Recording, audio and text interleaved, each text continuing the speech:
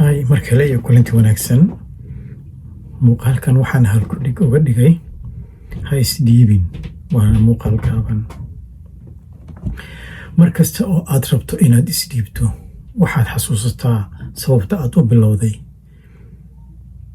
Kadib waxaad go'aansan doontaa inaad sii joogtayso oo guusha aad higsato. Noloshu mar walba ama mararka qaarkood way kugu adkaataa ama way kugu adkaysaa. Daal, niyad jab iyo caqabado ayaa imanaya. Laakiin qofka guulaysta waa kan aan isdhiibin. Ka mid noqo kuwa aan isdhiibin. Guushu ma timaado hal maalin.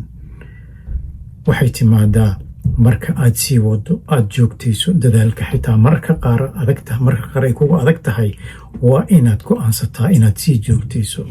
Haddii aad maanta hal tallaabo hore u qaado, berina mid kale aad qaado, saa dambe waxaad higsan doontaa guusha. Fadlan ha isdhiibin, oo adiga ayaa awooda inaad guulaysato. Keliya waxa kaa xiga inaad go'aansato ood joogtayso. Mahadsanid.